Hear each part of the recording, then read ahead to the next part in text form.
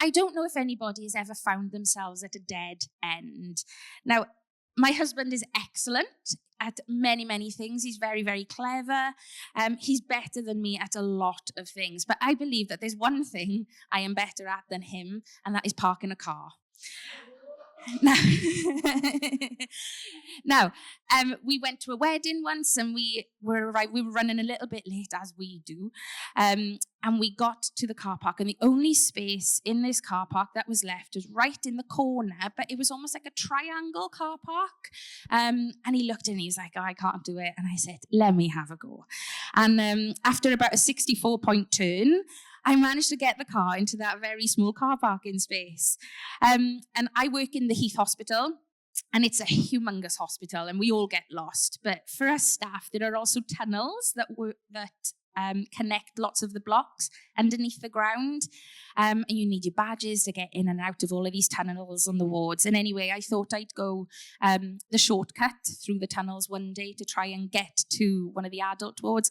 I ended up on the pediatric intensive care unit.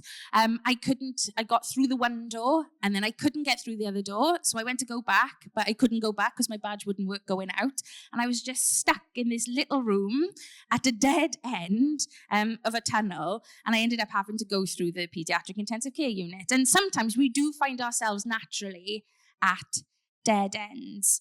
And I'd like us to open our Bibles together this morning to Luke chapter 8, verse 40 and 53. And if you've read through the Gospels before, this is something that you will be very, very familiar with, but we're going to read it through together.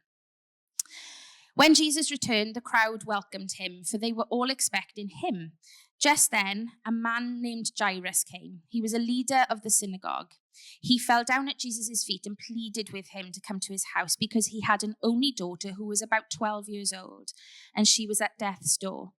While he was going, the crowds were nearly crushing him. A woman suffering from bleeding for 12 years, who had spent all she had on doctors, yet could not be healed by any, approached from behind and touched the tassel of his robe. Instantly, her bleeding stopped. "Who touched me?" Jesus asked. When they all denied it, Peter said, "Master, the crowds are hemming you in and pressing against you." "Someone did touch me," said Jesus. "I know that power has gone out from me." When the woman saw that she was discovered, she came trembling and fell down before him. In the presence of all the people, she declared the reason she had touched him and how she was instantly cured. "Daughter," he said to her, "your faith has made you well. Go in peace." While Jesus was still speaking, someone came from the synagogue leader's house saying, "Your daughter is dead. Don't bother the teacher anymore."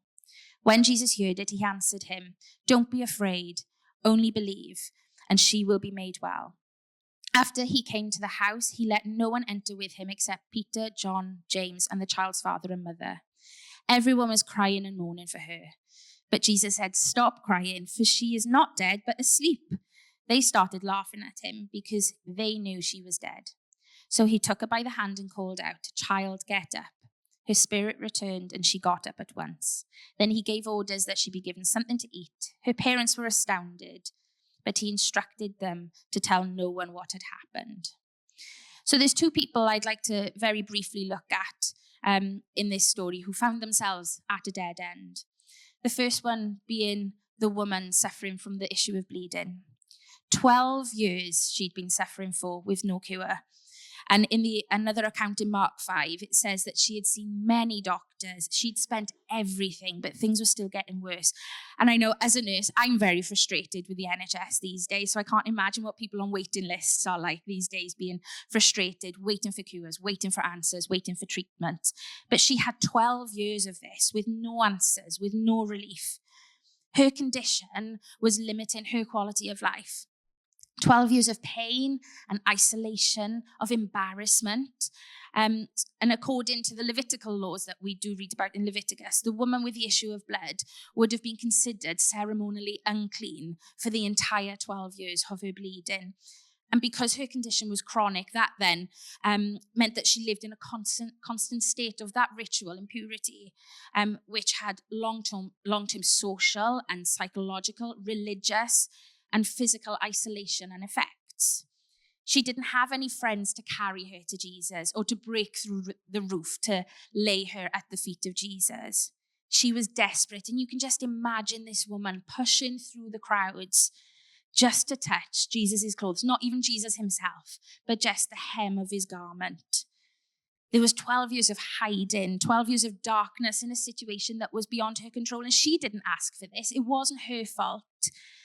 There was no earthly way out that she could see, and she was at a dead end.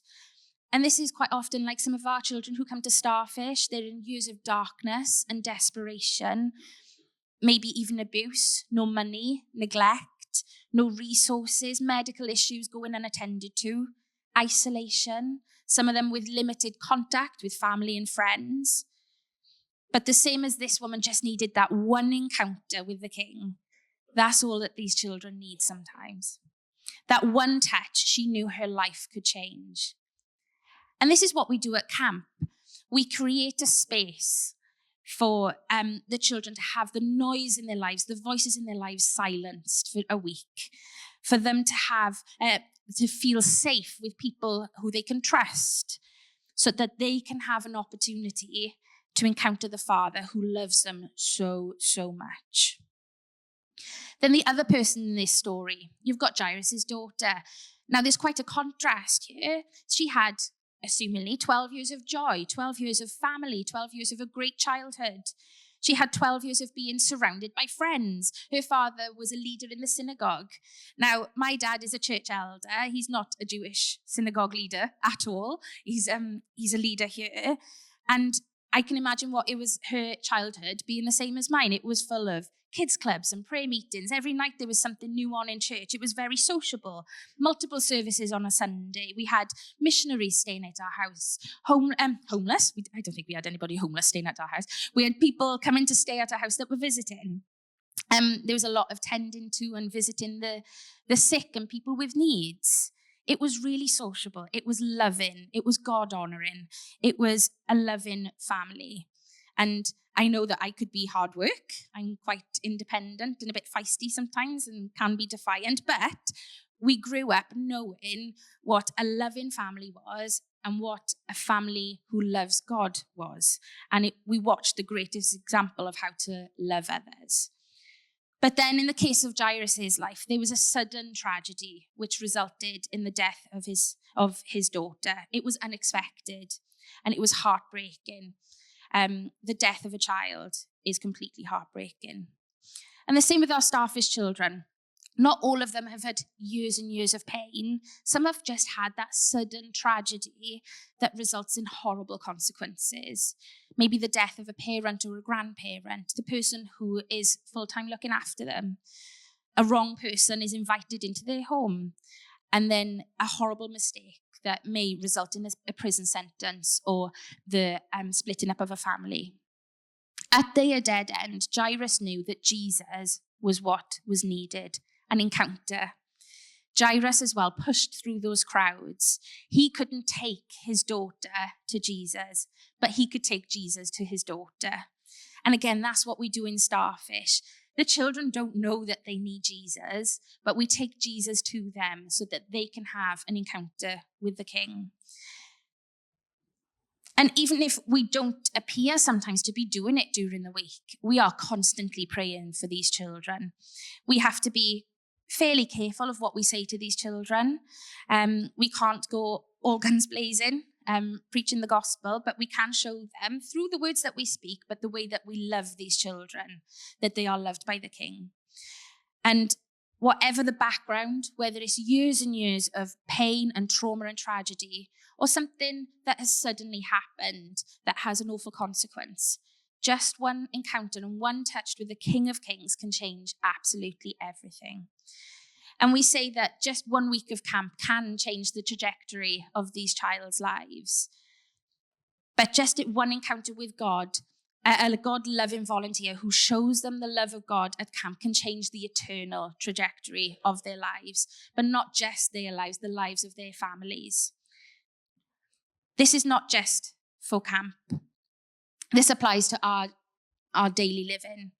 Those conversations that we have, the one prayer that you pray for somebody, that one-to-one moment with a person can allow them to encounter Jesus, and it can change their earthly and eternal trajectory as well. But the miracle with Jairus' daughter and the miracle with the woman of the issue of blood didn't just have an effect on Jairus' daughter and that one woman. It had an effect on the whole family.